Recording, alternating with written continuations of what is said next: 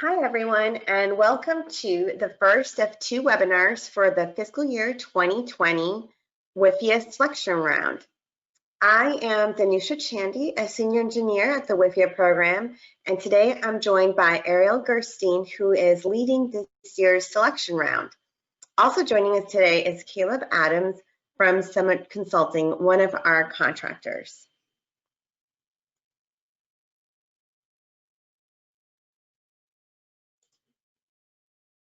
The purpose of today's webinar is to provide you with a general overview of our program and the loans we make. We are also very excited to have this virtual opportunity to interact with prospective borrowers and the consultants that support them. Most of all, we want to make sure that it's easier for you to submit a successful letter of interest for a WIFIA loan. Today, I will cover the program overview, and then I will hand the mic over to Arielle. She'll cover the specifics of our 2020 selection round, and then we should have plenty of time for questions at the end. Before we get started, a few housekeeping notes. To dial into the webinar, please dial the number shown on the slide here. You can ask us questions anytime by entering them into the dashboard on the right-hand side of the GoToWebinar screen. Please note that all participants are muted and can only communicate with us via the dashboard.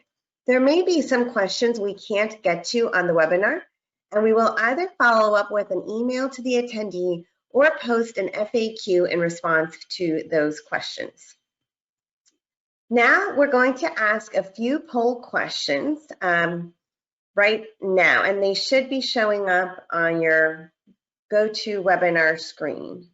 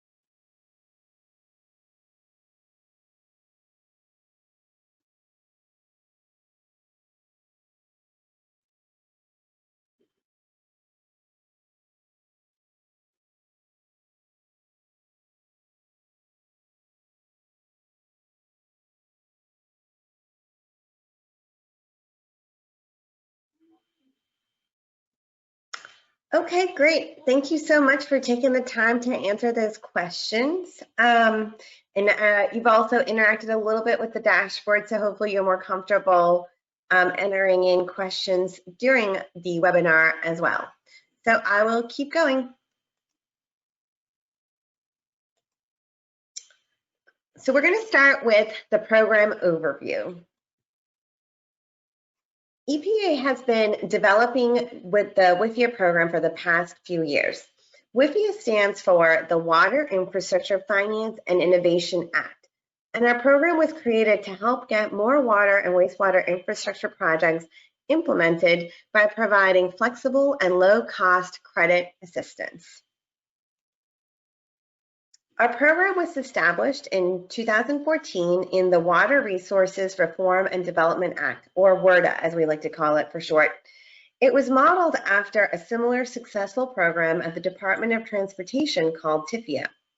Between 2014 and late 2016, EPA took the necessary steps to establish a federal credit program at the agency and develop the administrative framework to make loans. Since 2017, WIFIA has selected 89 total borrowers to submit an application for funding, 12 in the first round, 39 in the second, and 38 in the third round. To date, we have closed 24 loans and we've received all the applications for our second round borrowers, and we're actively working to close them. We're still receiving applications from our third selection round as well. For the fiscal year 2020 round, we have $50 million in appropriation, which we expect to result in another $5 billion of loans. WIFIA is a federal credit program, as I mentioned a little while ago. This means that Congress only needs to appropriate money to cover estimated losses, and the remainder of the funding is borrowed from and repaid to Treasury. Because the water industry has a low risk profile, the congressional appropriation can support a much larger amount of infrastructure investment. For example, EPA received $50 million for this year's selection round. This amount allowed the agency to provide $5 billion in loans. And because WIFIA only funds 49% of the project costs, the total infrastructure investment would total over $10 billion. The math can be a little confusing at times, and if anyone has questions, feel free to reach out to us and we can talk to you in more detail about the federal credit program math. But it allows us to make a lot of loans with not much of a federal appropriation. Our current universe of borrowers includes 73 projects, counting closed loans and borrowers still active in our pipeline. We've had some dropouts, mainly due to the revolving fund financing the projects from the second round, which decreased the number of loans compared to the 89 we selected. As you can see here, we're getting to many of the states, but there's still some states that we'd love to see letters of interest from this round. In our last selection round, we selected 38 projects with a total loan amount of about $6 billion. The projects included a wide range of project types, including wastewater collection and treatment, drinking water distribution and treatment, stormwater management, desalination, and water recycling projects. Many of our potential borrowers are really interested in the interest rates and terms for our recently closed loans. As you can see, our interest rates have been pretty low this year, and a significant benefit of our program is that regardless of the loan terms or credit rating of a borrower, each borrower gets the same low interest rate determined by the Treasury rate at that closing day.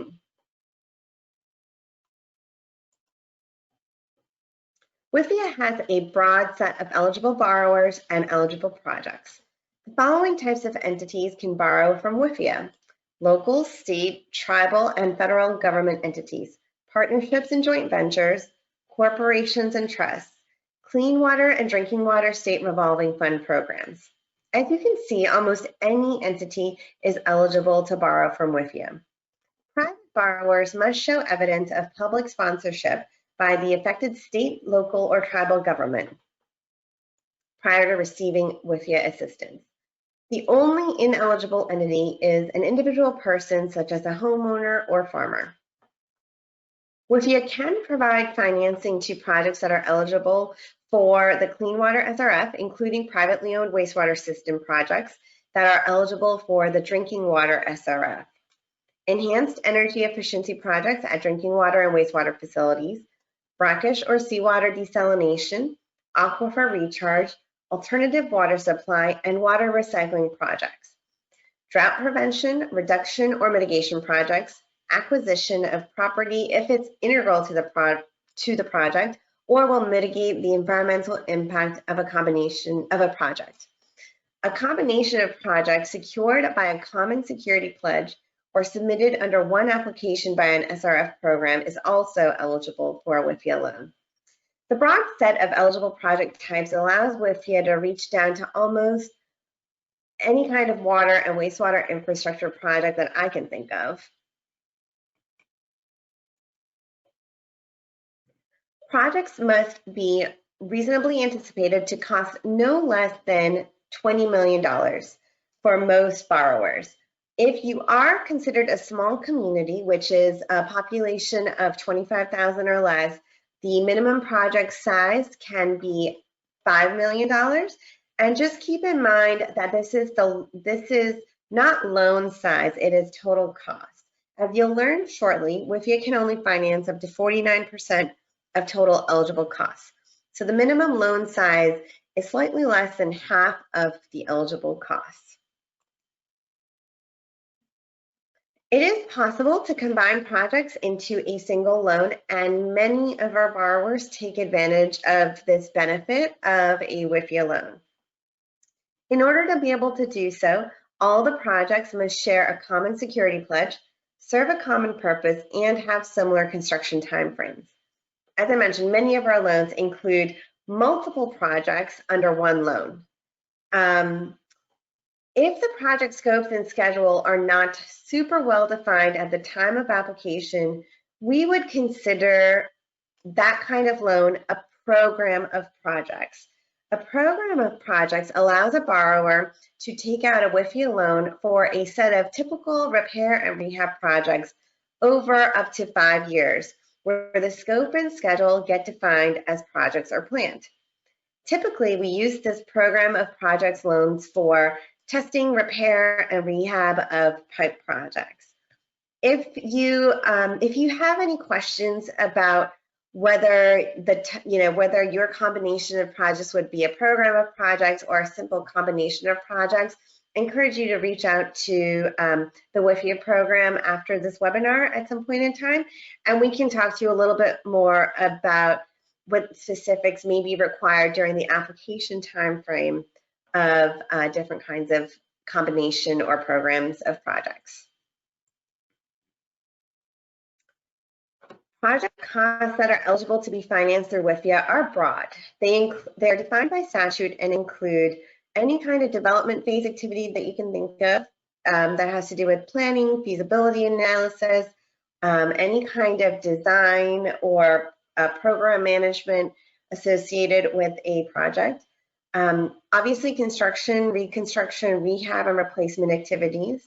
The acquisition of real property or an interest in real property, so that would be an easement or anything like that, would also be eligible as a WIFIA cost.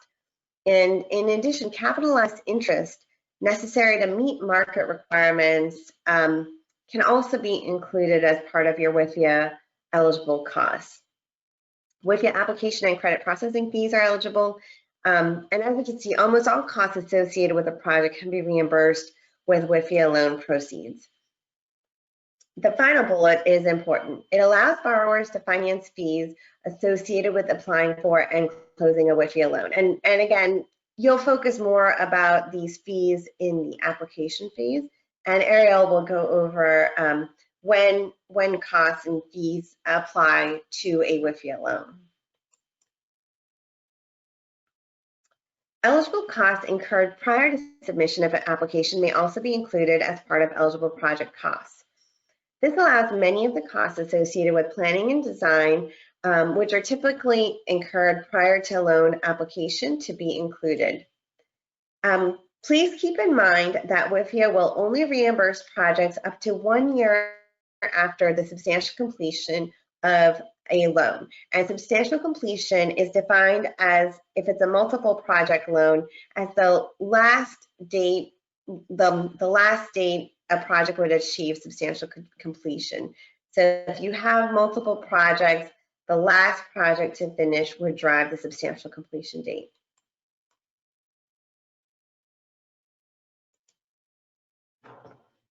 As I mentioned before, on the eligibility side, private borrowers must have public sponsorship by the affected state, local, or tribal government. This sponsorship can be demonstrated by a certified letter, local ordinance, or another means that shows governmental approval. Another statutory requirement for a project to be eligible for WIFIA is that the borrower must be considered creditworthy and demonstrate a reasonable assurance of repayment of the loan over the term of the loan. In order to determine creditworthiness, we will examine the terms, conditions, financial structure, and security features of the proposed financing. We'll evaluate the dedicated revenue source and the financial assumptions of which the project is based on. The financial soundness, credit history, and outlook of the prospective borrower is also evaluated. We require that a borrower have developed an operation and maintenance plan that identifies adequate revenues to operate, maintain, and repair the project during its useful life as well.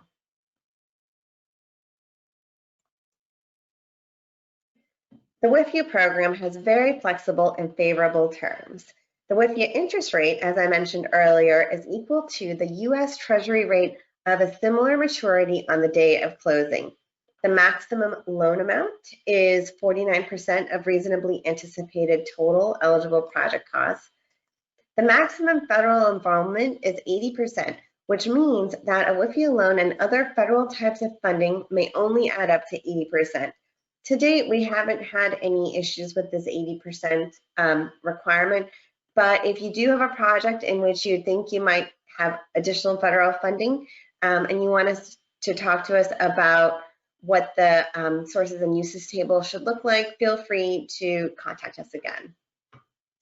And just keep in mind that state revolving fund loans are typically not considered federal funding because usually they provide loans via the revolving funds, which are considered state funds. Something else to keep in mind is that the maturity date must be the earlier of 35 years after the date of substantial completion of the project or the useful life of the project. Interest payments must commence no later than 5 years following the substantial completion of the project as well. Any deferred interest payments are added to principal balance. The interest only period may be no longer than half the term of the loan.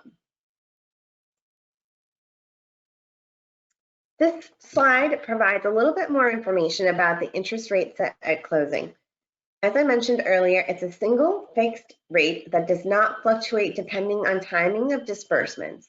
The rate is locked on the day of closing. We determine the rate by adding 1 basis point to the state and local government series, the SLGS, daily rate with a maturity that is equal or greater than the weighted average life of the WIFIA loan. Using the weighted average life means that the interest rate will be generally lower than the 30-year slugs rates in most cases.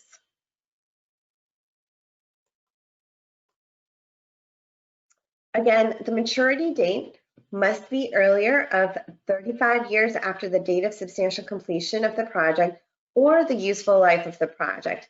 Most of the time, the WIFIA loans are based off of the substantial completion date of the project. Interest rate payments must commence no later than 5 years following substantial completion, and repayment schedules may be sculpted to accommodate the projected cash flow from project revenues and other sources. This last item is a significant benefit of WIFIA in that it allows borrowers to evaluate and structure loan repayment in ways that could minimize rate impacts to their customers.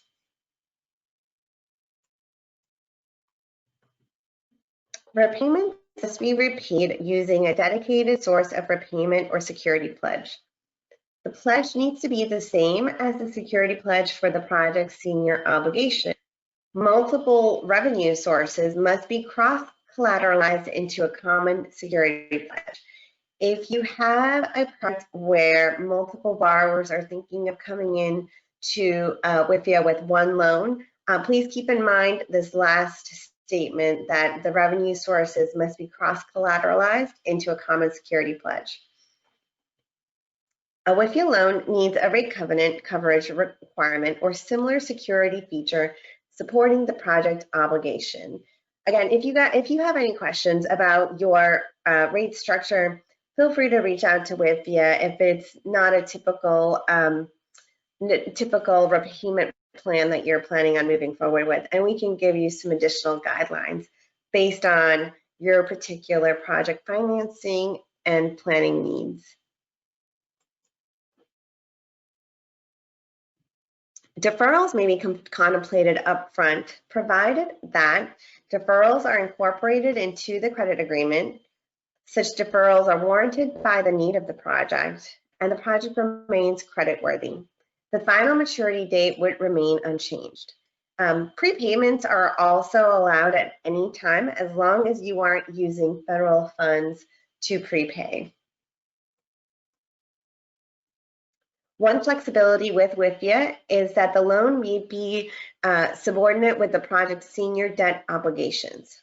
The coverage ratio is calculated by dividing the senior payments by the system revenue. So WIFIA taking a subordinate position allows the coverage ratio to be higher for the senior bondholders.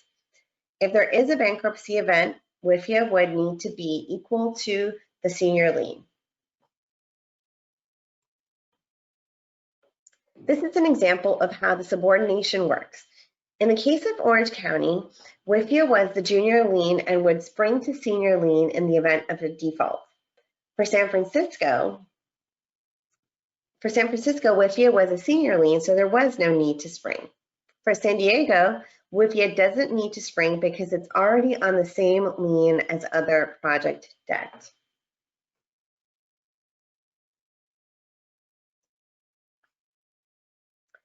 Borrowers must comply with all federal laws and regulations that are relevant.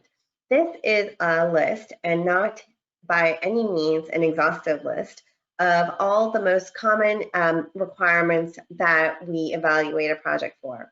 NEPA, Davis-Bacon, American Iron and Steel are three of the bigger acts that we evaluate. However, we do spend a lot of time during the application phase of a project evaluating a project's environmental impacts, as well as the borrower's ability to comply with all of the major federal requirements. WIFIA projects may also be eligible for coverage under our WIFIA Programmatic Environmental Assessment. The PEA analyzes the potential environmental impacts related to the issuance of a credit assistance under WIFIA.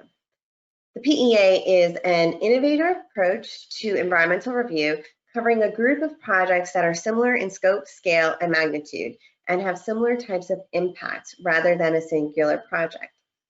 Projects covered under the PEA do not require any additional public notification or public comment period. Again, we'll spend more time evaluating your environmental impacts during the application phase, but please know that WIFIA does have this innovative environmental review process for projects that may not be eligible for a categorical exclusion, but have done adequate environmental analysis and have determined that post-mitigation, any environmental impact would be considered less than significant, in which case a borrower and the project could be covered under our PEA.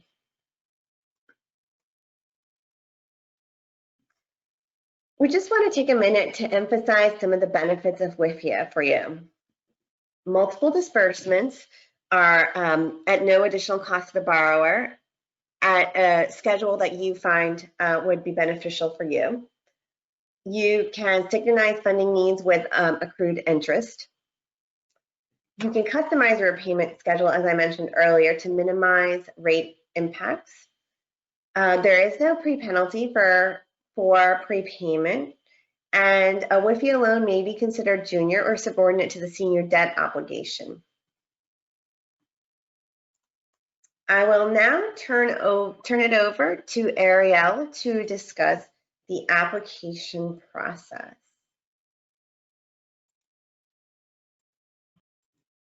Hi everyone, so now I'm going to give an overview of WIFIA's two-step application process, focusing on the key information outlined in the 2020 Notice of Funding Availability.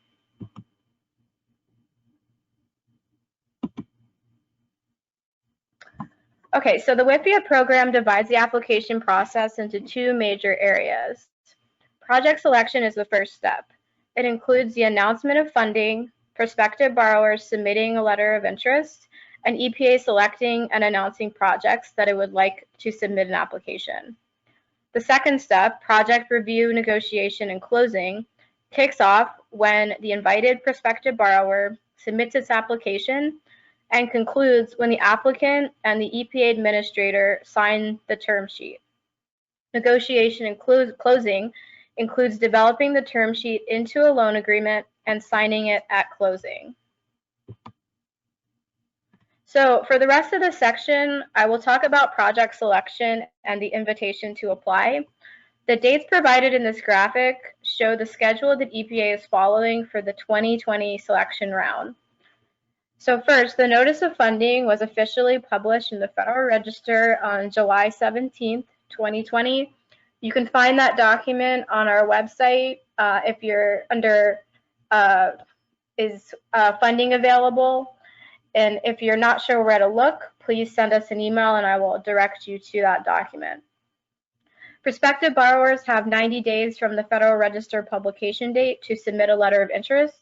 So the due date for this year is October 15th, 2020. EPA will review the letters of interest received for approximately 3 months, and this time may vary depending on the interest in the program this selection round.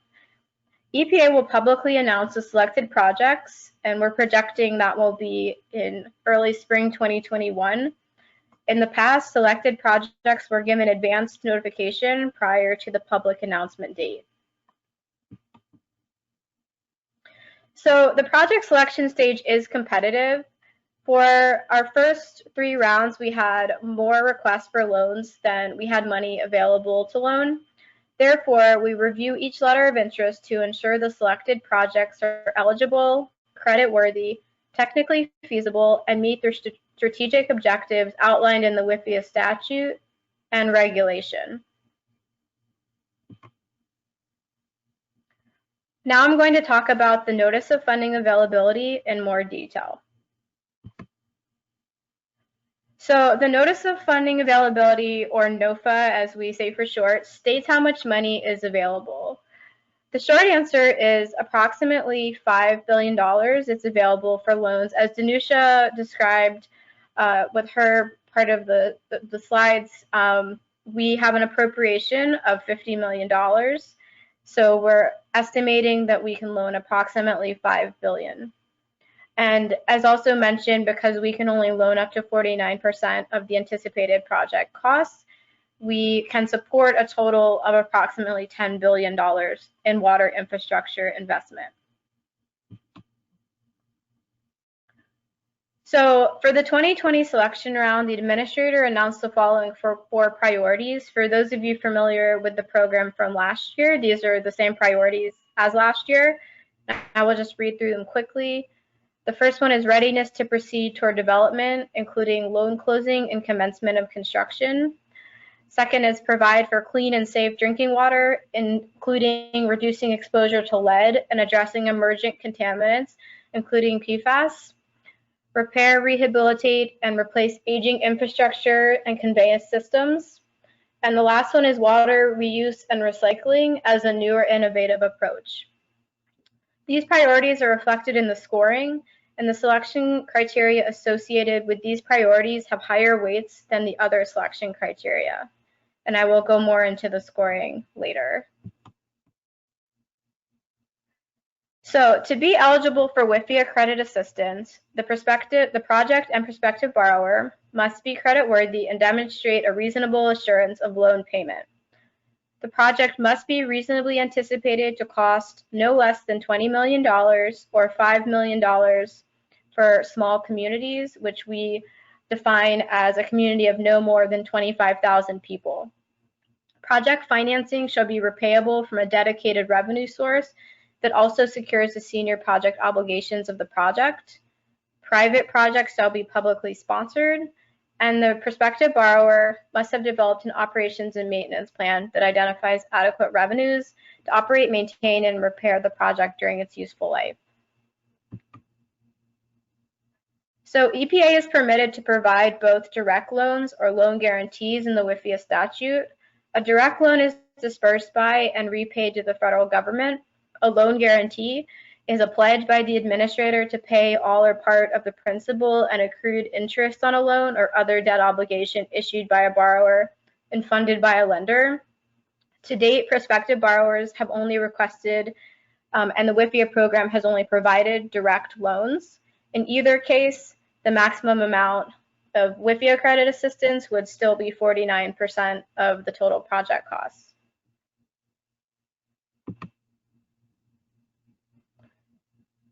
So prospective borrowers must submit a letter of interest form in order to be considered for credit assistance. So the first thing to note about the 2020 letter of interest form is that it is a new form from the previous 3 rounds. You can find it on our website under application materials.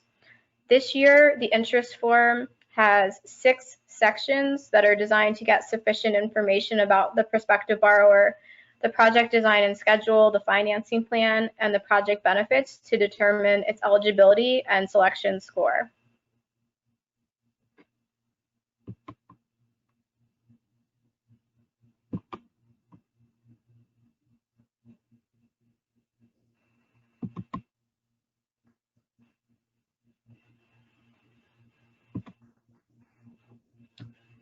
Sorry about that. So when completing the form, please follow these instructions. Provide all the responses on the editable Word form and submit the document as a Word document. It's not necessary to provide a cover letter or cover page to this form or to reformat the document to look better. For the reviewers, it's easier to locate the information quickly when the form remains unchanged. The total completed form should not exceed 50 pages. All relevant supporting documents should be provided as attachments.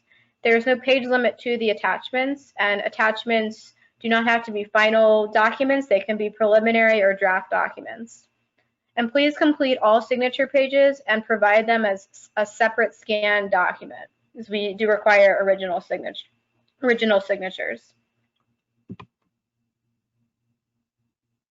Okay, so as I mentioned before, the deadline for this round is October 15th.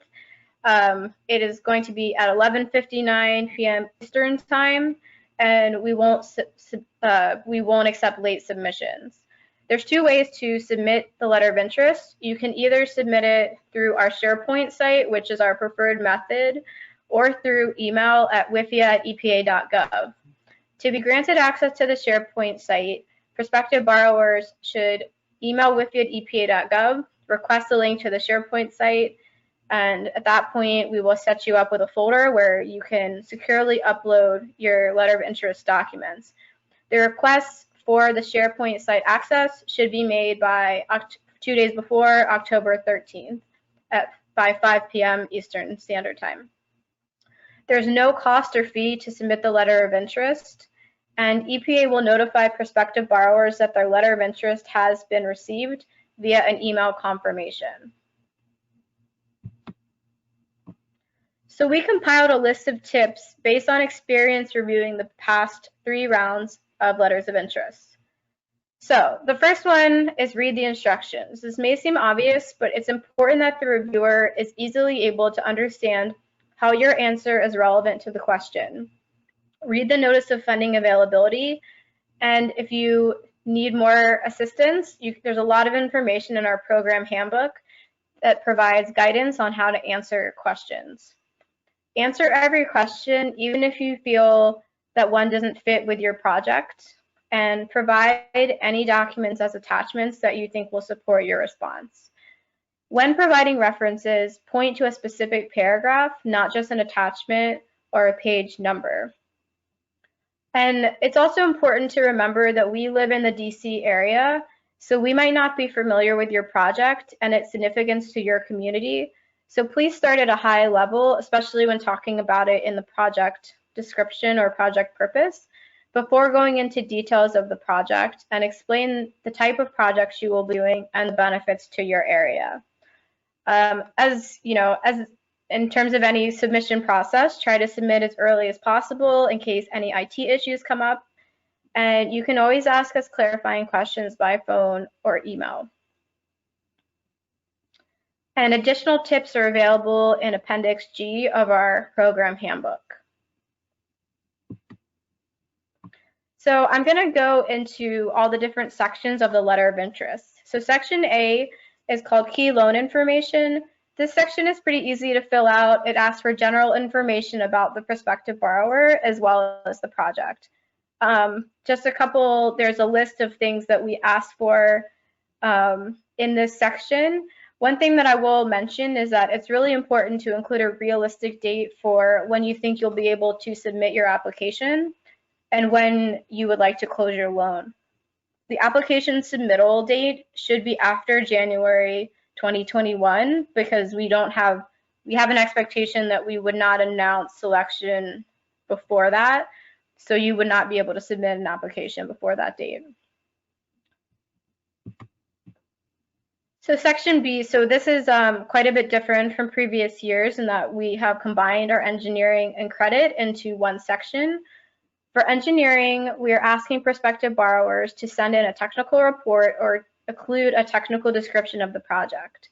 In addition, we ask that borrowers fill out the table provided about the project schedule, and if you are submitting multiple projects under one loan, you need to use a row for every schedule for the table.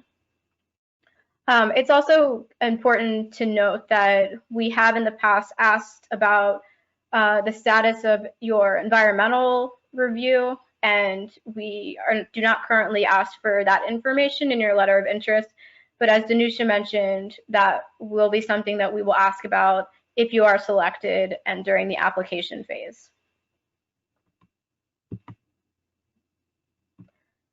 All right, so for credit, this section has been quite simplified from previous years, and that we are asking for an existing rating letter that is less than 1 year old or actively maintained. If you don't have a rating letter that fits this criteria, then you must include 3 years of audited financial statements as well as a pro forma. All prospective borrowers need to fill out the sources and uses table, and please include alternative funding options if not all the funding sources are certain. So as I mentioned, the pro forma is only required if a rating letter is not available. The pro forma provides EPA with insight into the borrower's operating performance and their ability to manage existing and future debt payments. A sample pro forma is available on our website under application materials. Okay, so this new selection criteria section that was very much revamped from previous years now contains 21 yes/no questions that if the prospective borrower answers yes, we do include a short answer explanation. These questions cover the statutory and other criteria included in the Notice of Funding Availability. Later in the presentation, I will show a crosswalk between these questions and the selection criteria.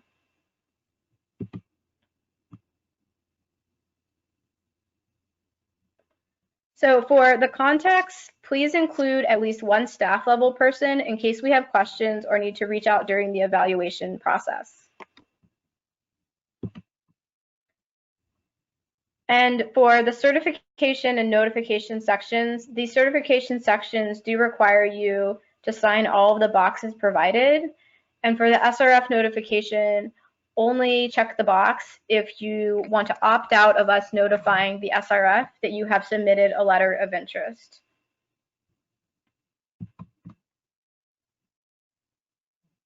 Okay, so project selection is a competitive process to identify projects to invite to apply, which are, as we mentioned before, eligible, creditworthy, feasible, and help EPA and the WIFIA program meet its mission.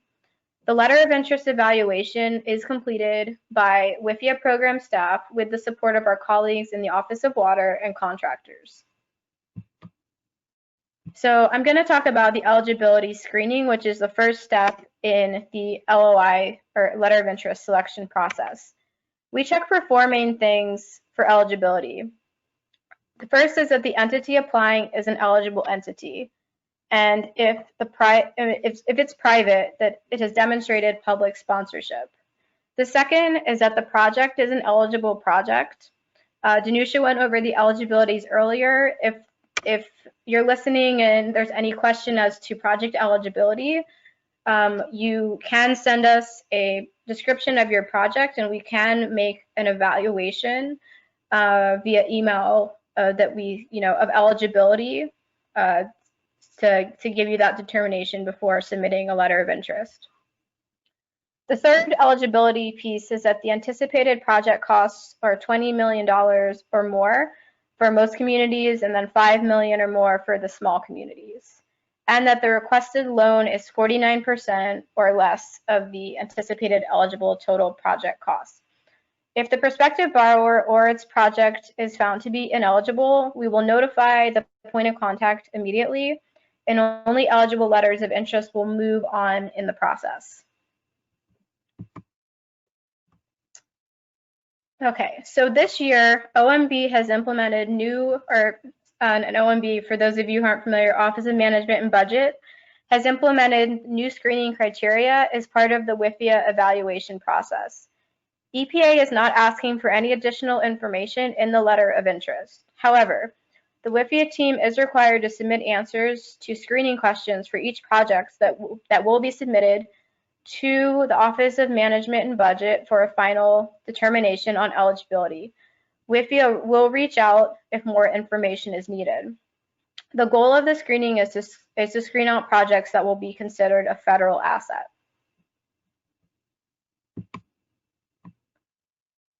So the WIFIA selection criteria are divided into 3 categories: project impact, project readiness, and borrower creditworthiness. Each criterion within a category can provide a range of points with a maximum number of points indicated in the NOFA and on the next slide. Each category can provide up to 100 points out of a total of 300 available points. So this slide shows how the various aspects of the selection criteria are weighted by showing the maximum points available for each component. More information about this is provided in Appendix C of our handbook. As you can see, the 4 priorities are reflected in the scoring. So the repair, rehabilitation, or replacement of existing water and wastewater infrastructure is worth 25 points, and the reduces exposure to lead and emergent contaminants is worth 20 points, for a total of 45 out of the 100 project impact points. Readiness to proceed and new and innovative approaches, which is where we are scoring water reuse and recycling, are 70 out of the 100 readiness to proceed criteria.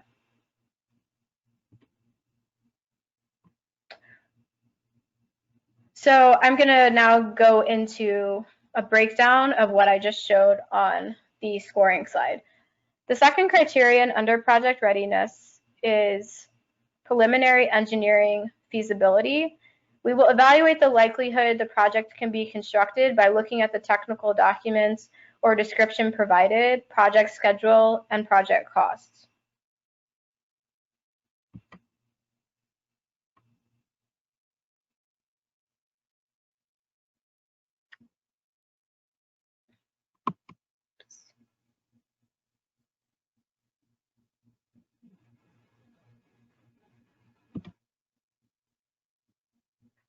Apologies.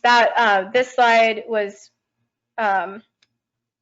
for readiness, and the next one is feasibility. So for this one, what we look at is the information you provide for the application date and application submittal date, loan closing date, and the start date for construction.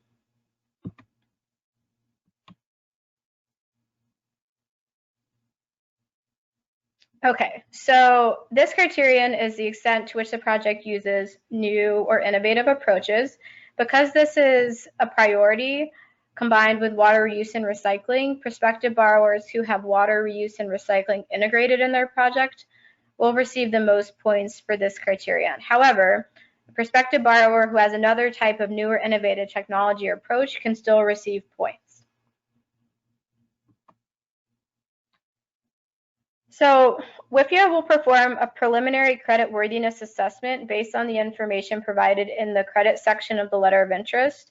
WIFIA will also calculate a subsidy estimation based on the riskiness of the project to estimate how much budget authority will be necessary to fund the loan. This is important because if WIFIA believes the project will take a large amount of budget authority, your project will receive a lower score on this criterion.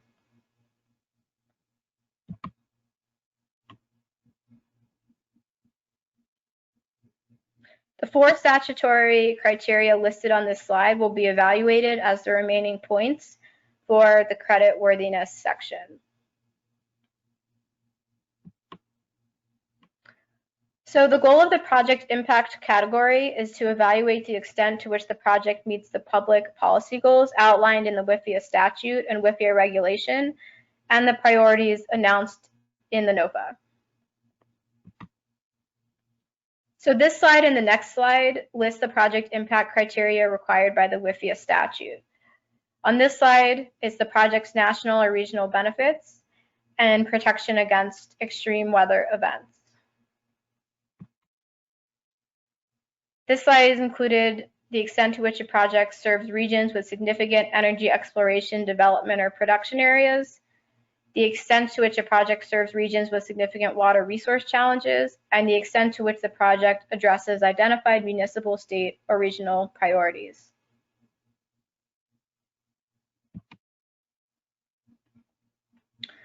So repair, rehabilitation, or replacement in a project and a project serving economically stressed communities or ratepayers are both from the WIFIA regulation.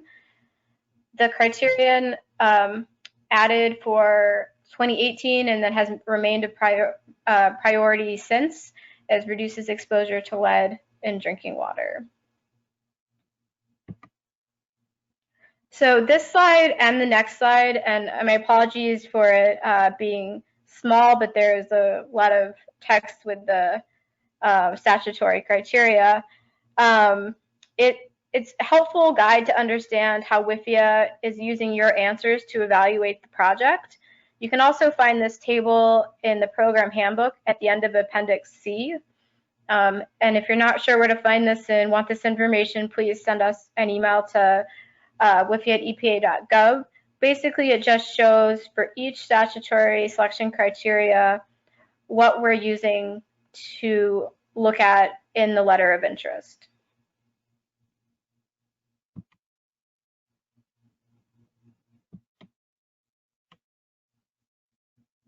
So once all projects are reviewed for eligibility and awarded scores for each of the selection criteria, EPA can decide what projects will be selected.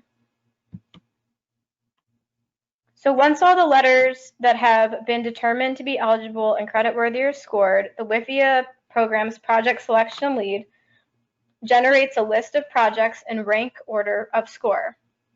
Projects are selected in rank order from this list. However, in order to ensure project type and geographic diversity as required by statute, a ceiling will be established for each project type and location. Once the ceiling is reached, no more projects of that type or in that location can be selected. The next highest scoring project that added diversity will be selected. This process will continue until all of the $50 million appropriation or the available subsidy, which is the individual calculation based on the riskiness of each project, is used up.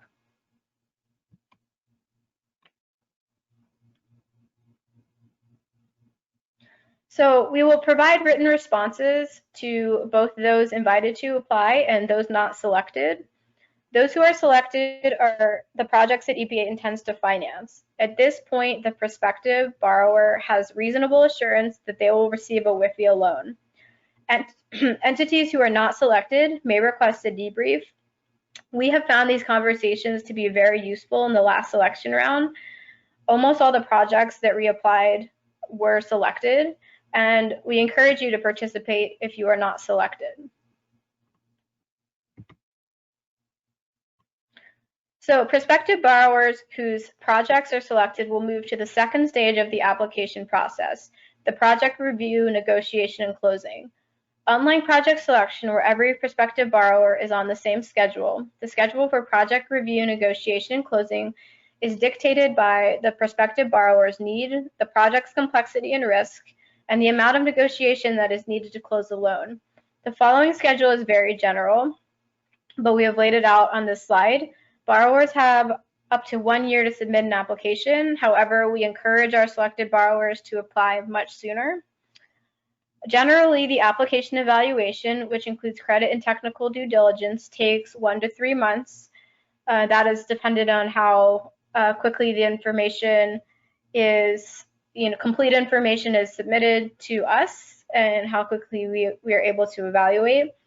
Depending on how much the borrower wants to negotiate, the term sheet and loan agreement development will take 2 to 6 months, with approval taking about 1 to 3 months.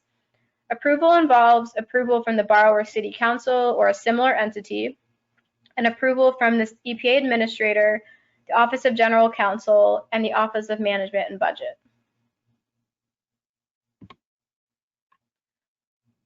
Like project selection, once the selected prospective borrower submits an application, the project is again reviewed for creditworthiness, engineering due diligence, and legal aspects of the proposed project. So this slide just shows that depending on the complexity of the project and the time it takes to develop and negotiate the term sheet and loan agreement, the fees can vary. Most of the fees can be attributed to our legal advisors. So for a relatively straightforward loan where the borrower is pledging the system revenues, the loan could close in as little as 4 months, with fees totaling $250,000.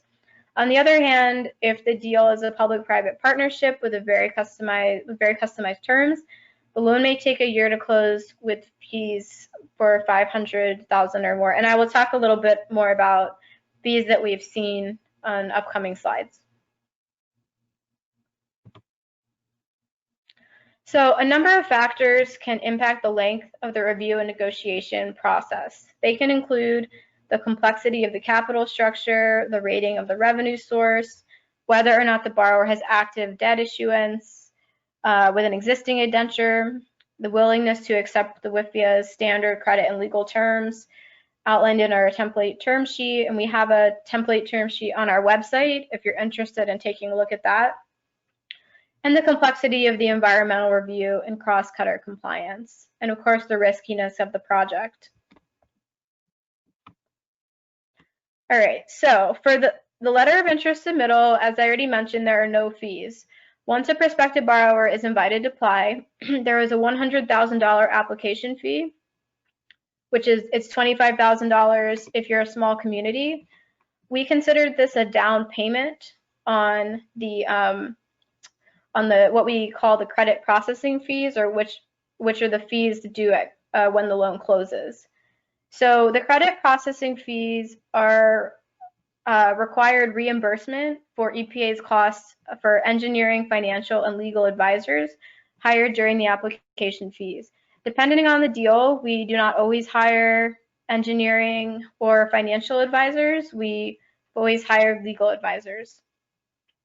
The fee ranges right now between, this is from our past deals, about $131,000 to $398,000. But as I explained before, it depends on the complexity of the project.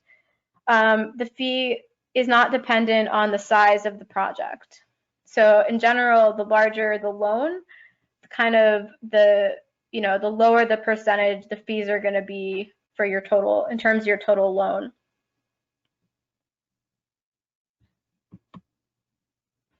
Okay, so we do require that a preliminary rating letter be submitted as part of the complete application, not as part of the letter of interest, from one of the nationally recognized organizations. And we can consider an existing rating letter on a case-by-case basis. We do require 2 final public rating letters in order to close the loan. Okay, so we're almost ready to answer your questions, and thank you so much for patiently waiting through all of my talking to get your answers. Before we do, I am just going to highlight some upcoming things that we have and a few resources for you to check out on our website.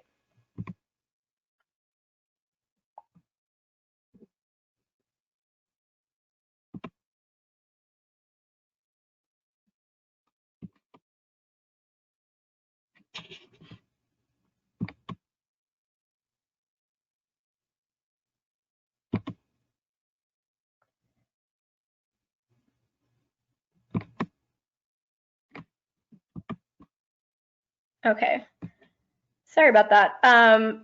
Okay, so we are hosting on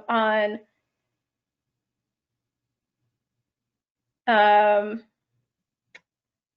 I believe that date is actually incorrect. That should be August 11th. But we have this exact same webinar on August 11th. The content will be the same, so you don't need to attend again. However, if you thought this was helpful, please let your colleagues and clients know and encourage them to register. And I have also included, as you can see, a YouTube link we recently did a panel with 3 borrowers at a P3 summit.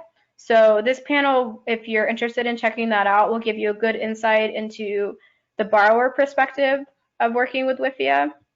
And we have a lot of recorded webinars that go over topics like federal requirements, benefits of WIFIA. There's a WIFIA 2.0 webinar that we had a few months ago, kind of if you know the basics of WIFIA but want to learn more, that is there. So those are our resources right now. And we're available to meet with prospective borrowers over the phone or doing, the video calls to answer questions about the application process and to see if your project is a good fit for WIFIA. These meetings can last no more than an hour, and EPA is able to answer clarifying questions. We cannot meet with prospective borrowers once the prospective borrower has submitted a letter of interest. So we go into a bit of a silent period after the letter of interest is submitted up until we announce project selection for the sake of the competitive process.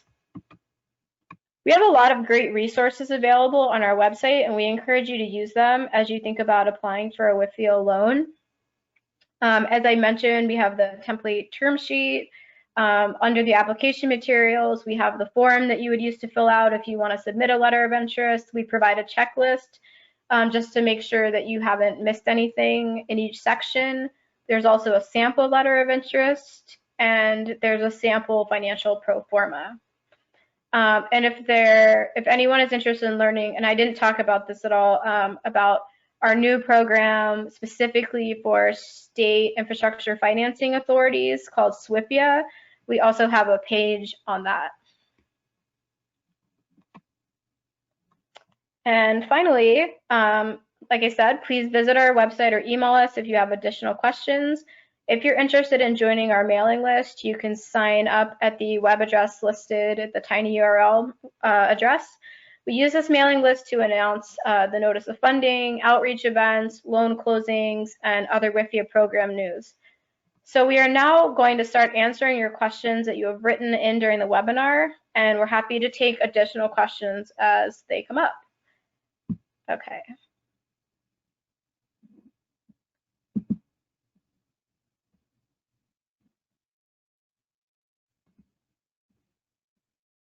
So the first one I'm seeing is this presentation available?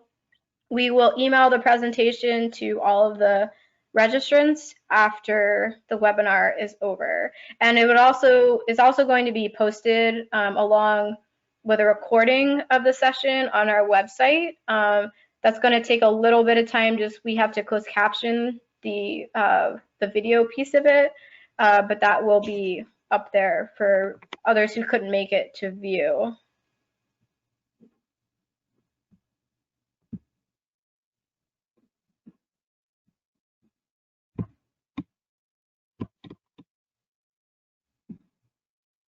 Danusha, do you want to read some of the questions? I'm having a little bit of trouble seeing them.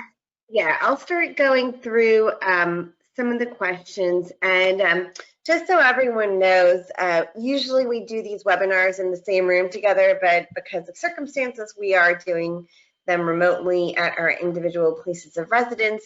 So bear with us as we navigate the remote webinar technology. And so I'm going to read through some questions, Arielle, and if you, I'll just start with the questions that I think are easiest for me to answer, and then whenever you're ready to jump in, feel free to just chime in. Okay, I have found the panel with the questions, so just let me know. Okay, good. Okay, so I'll start with I'll start with some of the some of these questions, and I'll just mark them with a green once I've done it. Can you finance a project that is currently underway? And the answer to that is yes. If construction is currently ongoing, you need to make sure that the project is compliant with federal requirements, in particular AIS and Davis-Bacon, and perhaps NEPA as well. And so if there is a particular project that you're interested in, you may want to consider setting up a phone call with us, meeting, to see if that project could meet those requirements. Let's see. We have several questions about whether we're going to submit the presentation or give you guys the copies of the presentations, and the answer to that is yes.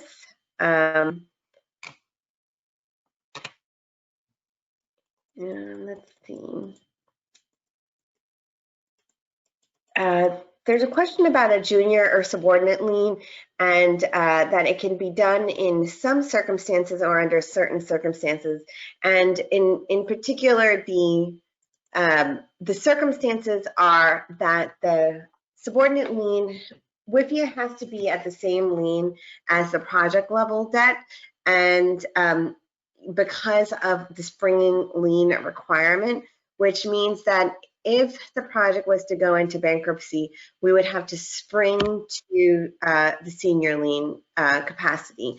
And we found that the best way to make that happen is if all the project level debt is at the same lien. If you have questions about the subordinate debt, we definitely have some FAQs on our website about that.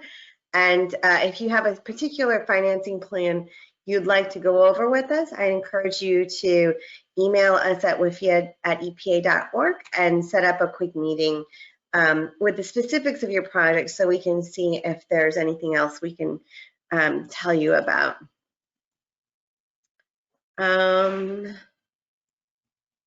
Okay. There's a question here about can funding be used with funding from the Army Corps of Engineers? The answer to that is yes, it can be combined with Army Corps of Engineers funding. I will say that if you're getting funding from Army Corps of Engineers, you'll have to keep in mind that 80% limitation to federal funds. And in addition, if a project is being funded by Army Corps of Engineers, you may want to take into consideration some of our new federal scoring criteria questions and answers. And Arielle, I don't know if you have anything to add about the federal scoring criteria that applies to this year's NOFA. I would just say that, I mean,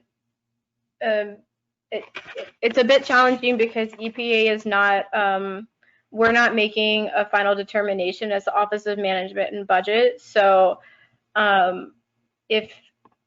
if there's a concern about not being eligible due to that, then I would check out the Federal Register notice that we put out jointly about that, and I can direct you to that link. If you send more information about a specific project, then we'd be happy to have a chat specifically about that. Great. I'll take a few more minutes and look through the questions here, and then maybe I'll hand it over to you, Arielle. There was a question here that says an O&M plan must be presented that shows adequate revenue through the life of the loan. Does the O&M plan need to be included in the LOI or at the application stage? I believe we're not really doing that much in terms of a technical review or technical requirements for the LOI stage. So we will look into your LOI, your O&M plan during the application phase of the project. There's a question here about whether the feasibility study, can the expense of the feasibility study for how to change a water source and or a treatment process be included? And the answer is yes. I think what you want to make sure is that the feasibility study can be reasonably tied to the construction project that you will be eventually coming into for a WIFIA loan. But as long as it was done within a reasonable time frame in the past, it can be included.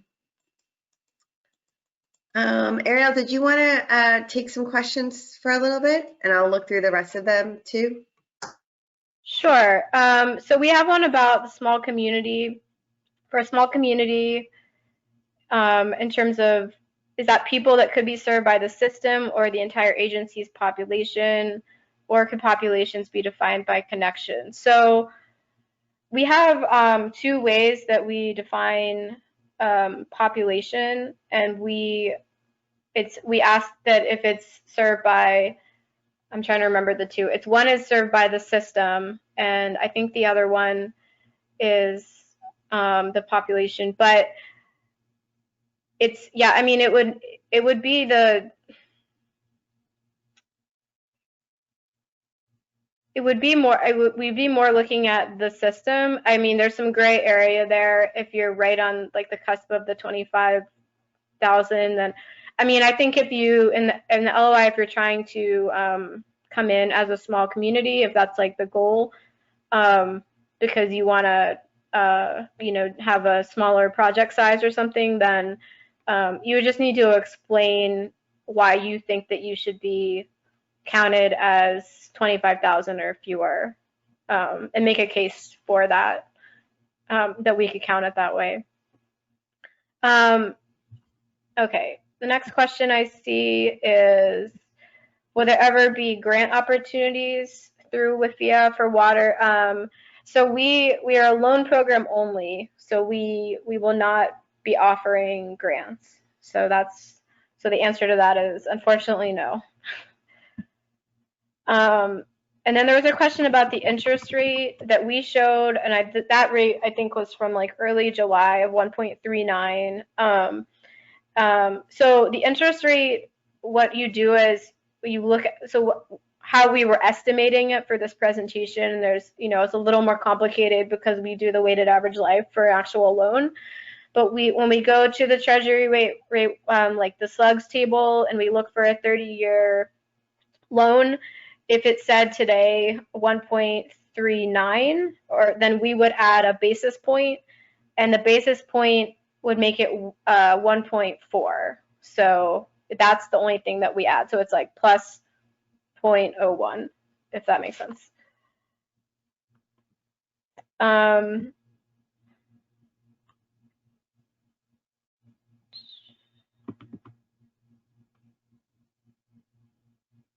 So there's someone who is asking about, and it looks like they left, so I will address that later individually.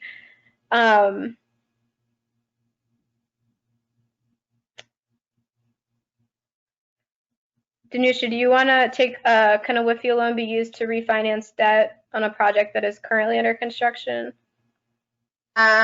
Sure, I can. I don't see that particular question on my screen just yet, but it's a little bit confusing because WIFIA is not meant to be a refinancing type program. However, if you had, say, short-term construction bonds or loans that you were using, those are used often with our projects, and so WIFIA could be, like your long-term financing mechanism. Again, if a project is under construction already, in order to be able to be used with WIFIA, the project has to be federally compliant, which means all the contract documents would have to have AIS and Davis-Bacon terms, and wage rates and all of that stuff. And NEPA would have to not be a complicating factor, because there are some projects which require consultation with other federal agencies, and depending on the type of project and the impact of the project and the other consulting agency, whether it's Fish and Wildlife or the State Historic Preservation Officer that has to be consulted, it could be complicating if the project's already under construction. So I recommend sending us more details about the project if you do have questions about that. Arielle, did you want me to go through some of the other questions that I had seen? Sure. Okay.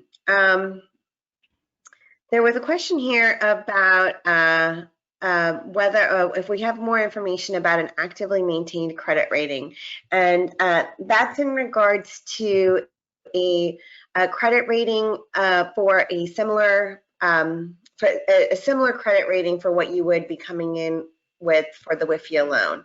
And so it would have to be recent, maybe within the last 5 years.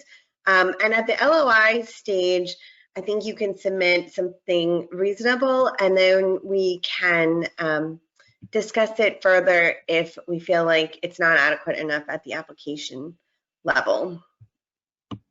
Let's see here.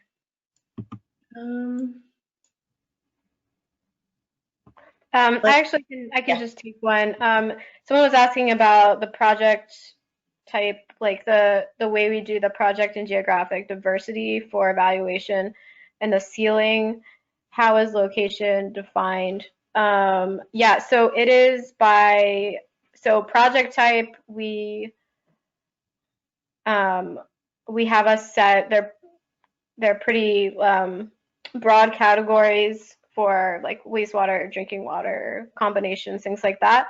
And then for the geographic part, it is, I believe that it is by region, and then like EPA region, and then within that, like by state. Yeah, and so the person says that California is a very large state. It's not, yeah, so it's not divided any smaller into state, but something to keep in mind is that we're looking at it based on the universe we receive. So if, for example, we receive a lot of projects or letters of interest from California, there will be more of that, like the larger percentage of projects from California we can choose.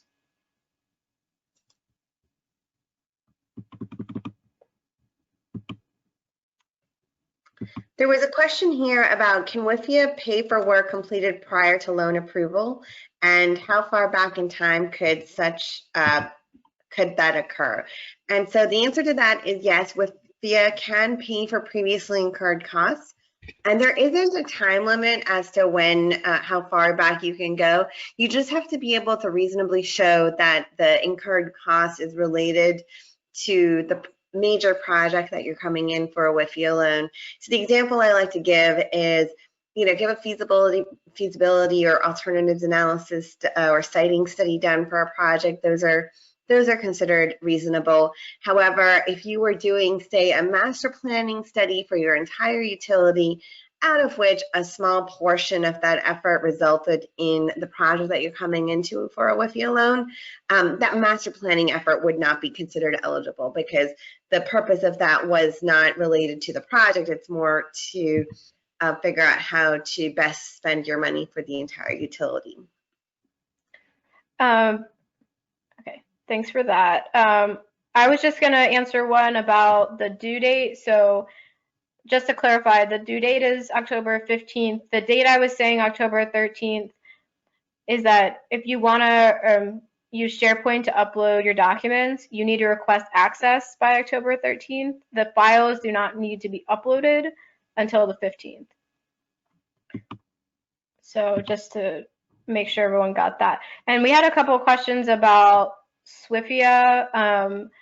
I mentioned in the presentation, but basically WIFIA is like a very small eligible borrower pool. It's just the state infrastructure financing authorities, or like for most states, those are the state revolving fund programs. So we can lend them money, and then they can fund lots of different projects in the state. And if anyone is interested in learning more about that, we had a webinar last week, which will be put on our website for the recording shortly. And you can get more information about that. I can take a question. Oh, go ahead. Sorry. I was actually going to pass one to you about the cost of preparing the letter of interest and application. Could this be reimbursed in the WIFIA loan? It can be, because it would be considered the LOI application could be considered part of your planning development costs, and the application support would also be eligible. Generally, it would be just like support costs. And then someone asked about the priorities given for geographical. Are there priorities given for geographical areas not funded in the past? No, there are not. It's just based on we want to allocate it fairly to all areas of the country based on our universe for that year. So it's not necessarily wouldn't necessarily be the case that and the most important part is the score that you get before we go into the diversity component. And so if you're higher up on the list, you're more likely to be selected that way. The only time it would really probably come into play is if we're very oversubscribed in like a particular area, like state, and then it could potentially be affected.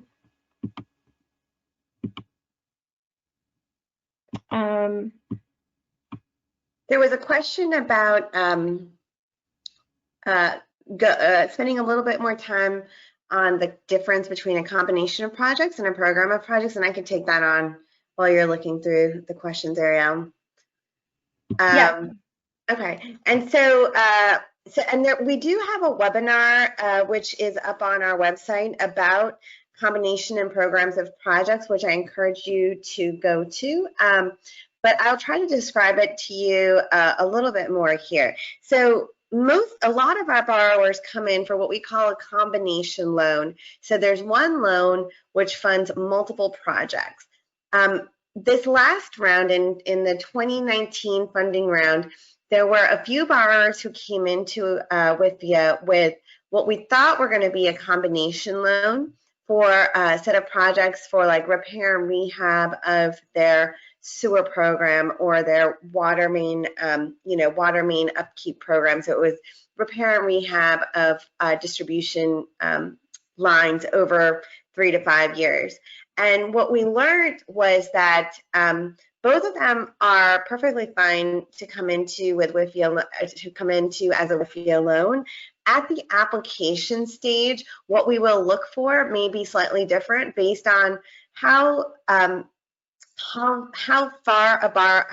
well defined the scope is of a set of projects. So a combination of projects generally deals with multiple projects that are well defined in scope, schedule, and cost. So for example, our San Diego loan, which we closed in 2018, consisted of multiple projects in order to get the pure water program into place. But all of the projects, whether they were treatment or pipeline, were scoped and had a schedule and time frame for the project.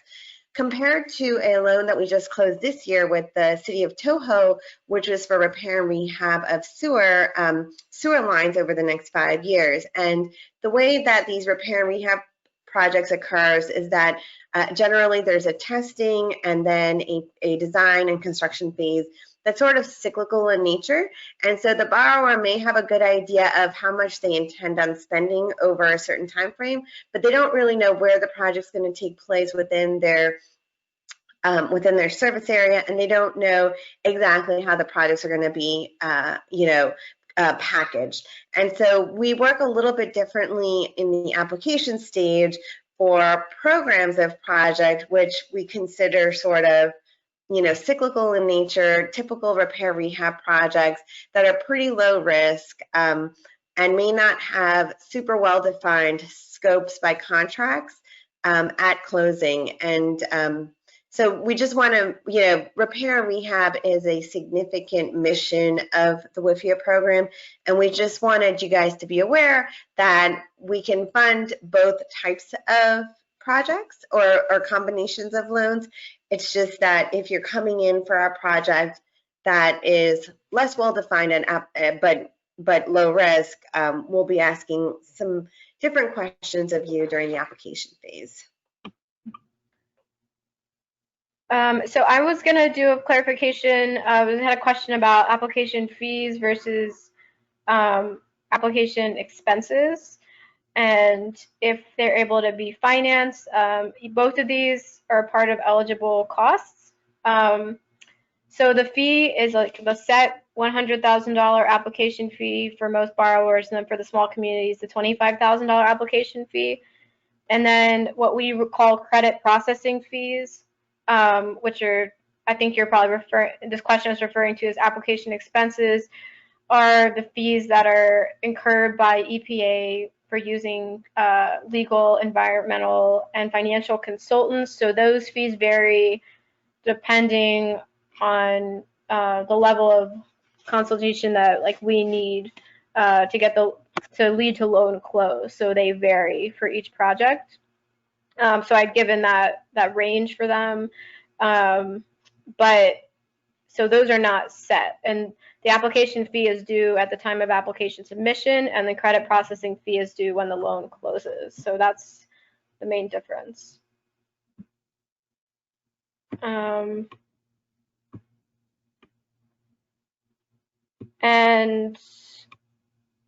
had one of our previous borrowers who just mentioned, I thought that was it was good advice, just that if you're interested in submitting a letter of interest, that you might want to ask, or you should ask for force access to SharePoint before 10/13, just to make sure you get all your documents in place. So obviously we're happy to accommodate you earlier, but that is the deadline for that.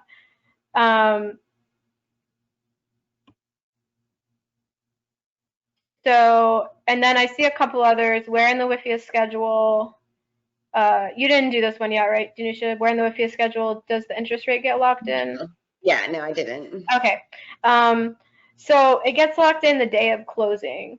So it's whatever you decide between you and the deal team that you're working with, you want your day of closing to be, and that's usually very dependent on, obviously the loan, at that point, the loan agreement and term sheet are done. And so it's usually a matter of when both sides can get all of our approvals in place. That at that point, it's locked in that day. And we do have some other questions, so we only have a couple more minutes left.